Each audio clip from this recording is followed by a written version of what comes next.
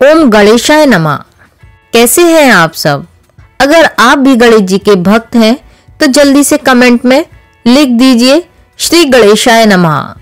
भगवान गणेश आपकी सारी मनोकामनाएं पूरी करें। आज है संकष्टी चतुर्थी।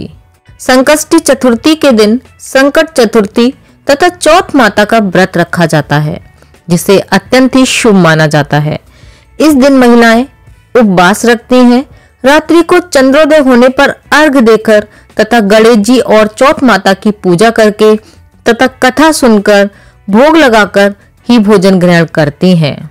और आइए अब मैं आपको सुनाती हूँ चौथ माता की कथा, जिसे सुनने मात्र से सारी मनोकामनाएं पूर्ण होती हैं और चौथ माता अपनी कृपा बनाए रखती हैं। एक समय की बात है, एक सेठ सेठानी थे। उनके एक बेटा और बहू थे। बहू सबको भोजन करा के ही स्वयं भोजन करती थी। एक पड़ोसन ऐसी भी थी जो रोज बहू से पूछती थी कि बहू आज क्या बनाया और क्या खाया। बहू कहती ठंडो बासी। एक दिन उसके पति ने ऐसा सुनकर मन में सोचा कि ये तो पकवान खाती है, फिर ऐसा क्यों बोलती है। फिर उसने एक दिन मन में विचार किया, आज पकवान बनाते हैं, फिर देखते हैं कि मेरी पत्नी क्या कहती है। उसने अपनी पत्नी से पकवान बनाने के लिए कहा और उसने तरह तरह के पकवान बनवाए और घर के सभी लोगों ने एक साथ बैठकर भोजन किया। आज भी पड़ोसन ने पूछा तो बहू ने कहा ठंडो बासी। सेठ के लड़के ने सोचा हो ना हो कोई बात तो अवश्य है जिससे कि मेरी पत्नी ऐसा कहती है। उसने अपनी पत्नी से पूछा तुम रोज ताजी खाना खाती हो, फिर भी ठंडो बासी खाया ऐसा क्यों कहती हो, जबकि आज तो हम सब ने एक साथ बैठकर कई तरह के पकवान खाए थे। उसकी पत्नी बोली हम जो खा रहे हैं वह बाप बूढ़ों की कमाई है। जिस दिन आप कमा कर लाओगे उस दिन मैं समझूंगी कि मैं ताजा भोजन खा रही हूँ। अब एक दिन लड़के ने माँ से कहा माँ मैं एक बड़े शहर में कमाई करने जा रहा हूँ। माँ बोली बेटा अपने पास तो इतना धन है, खाया नहीं खुटेगा। माँ के मना करने पर भी बेटे ने स्वयं कमाने का डर ने चकर लिया और जाते समय पत्नी से कहा मैं जब तक कमाकर बहुत सारा धन ना लेकर आऊं तुम चूल्हे की आग बुझने मत देना। एक दिन चूल्हे की आग बुझ गई तो मैं मन ही मन घबराने लगी कि कहीं मेरे पति पर संकट तो नहीं आ पड़ा। जल्दी से पड़ोस में से आग लाकर चूल्हे में रख देती हूँ। ऐसा विचार करके मैं पड़ोस में गई। वह पड़ोसन चौथ माता का व्रत पूजन कर रही थी। पड़ोसन ने कहा थोड़ी देर में आकर ले जाना। बहू ने पड़ोसन से पूछा आप यह व्रत क्यों करती हो, इससे क्या मिलता है? पड़ोसन ने कहा चौथ माता के इस व्रत को करने से अन्न लक्ष्मी मिलती है और अपनी हर मनोकामना पूरी हो जाती है। अब बहू भी चौथ माता का व्रत करने लगी। दीवार पर उसने चौथ माता बनाई। उस दिन घी गुड़ का चूरमा बनाकर रात्रि को चंद्रमा को अर्घ देकर भोजन किया। ऐसा करते करते बहुत दिन बीत गए। चौथ माता ने उस बहू के पति को सपना दिया और कहा कि हे साहूकार के बेटे तू जागे कि सोवे, तेरी पत्नी बहुत याद कर रही है। घर जाकर उसकी चिंता दूर कर।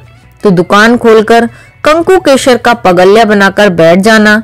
आज तेरा हिसाब किताब चुकता हो जाएगा। अब तो चौथ माता ने जैसा कहा था वैसा ही हुआ। उसने घर जाने की तैयारी की और गाड़ी भर के धन दौलत लेकर चल दिया। रास्ते में एक बड़ा सा काला नाग फन फैलाए बैठा हुआ था और कहने लगा आज तो मैं तुझे डसूंगा, छोड़ूंगा नहीं। आज तेरी आयु पूरी हो गई है। उस लड़के ने नाग से कहा आज तो मुझे चौथ माता ने सपना दिया था तो मैं अपनी पत्नी से मिलने घर जा रहा हूँ। वहां मेरी पत्नी बहुत चिंता कर रही है, मैं उससे मिलकर जरूर आऊंगा, तब तुम मुझे डस लेना। नाग ने कहा तुम शपथ पूर्वक कहकर जाओ तो ही मैं तुम्हें जाने दूंगा, परंतु लौटकर नहीं आए तो मैं तुम्हारे घर आकर डस लूंगा। इस प्रकार सर्प को वचन देकर वह अपने घर पहुंचा। वहां सभी से हंसी खुशी मिला और भोजन करके उदास होकर बैठ गया। उसकी पत्नी ने उसके उदासी का कारण पूछा तो पति ने काले नाग वाली बात बताते हुए कहा यदि मैं उसके पास नहीं जाऊंगा तो वह घर आकर ही मुझे डस लेगा। पत्नी बड़ी होशियार थी। उसने कहा कि आप घबराओ नहीं, लेट जाओ, मैं एक उपाय बताती हूँ। पत्नी ने कमरे की 7 पेड़ी, जिन्हें सीढ़ियां भी कहते हैं, उनको धोया। पहली पेड़ी पर रेत, दूसरी पर इत्र, तीसरी पर गुलाल फूल, चौथी पर कंकु केसर, पांचवी पर लड्डू पेड़ा, छठी पर दड़ी गलीचा और सातवीं पर दूध का कटोरा भरकर रख दिया। इस प्रकार वे सातों ही पेड़ी सजाकर बैठ गई। आधी रात होते ही नाग आकर पैरी पर चढ़ने लगा। पहली पैड़ी पर चढ़ा तो रेत में लौट गया और कहने लगा कि सेठ की बहू ने आराम तो बहुत दिया, पर बचनों से बंद कर आया हूँ, सो डसूंगा अवश्य ही। इस प्रकार सातों पेड़ियों पर नाग आराम करता हुआ और कहता हुआ कि डसूंगा जरूर कमरे में जाने ही वाला था कि चौथ माता ने विचार किया कि मैं इसे बचाऊंगी नहीं तो संसार में धर्म कर्म और व्रत पूजन कौन करेगा। अब तो गणेश जी, चंद्रमा जी और चौथ माता ने उसके बचाव का विचार किया। चंद्रमा जी ने उजाला किया, चौथ माता ढाल बन गई और गणेश जी ने तलवार लेकर नाग को मार दिया और ढाल से ढक दिया। अब बहू भी हारी थकी सो गई। दिन उगा तो लोग बेटे से मिलने आए, परंतु बेटा बहू तो उठे ही नहीं थे। बहुत देर हो गई तो माँ उन्हें उठाने गई।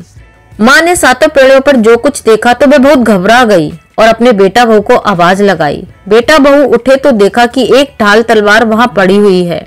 अब ढाल उठाई तो देखा वहां पर एक काला नाग मरा हुआ पड़ा है। बेटा बहू ने सोचा कि आज तो धर्म कर्म ही आड़े आए हैं, जो भगवान गणेश जी और चौथ माता ने अपनी रक्षा की है।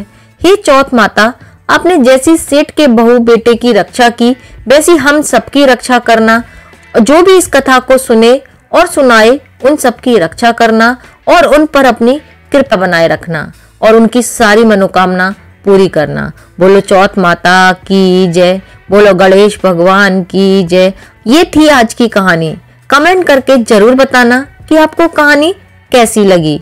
मिलती हूँ फिर एक नई कहानी के साथ, तब तक के लिए जय भोले।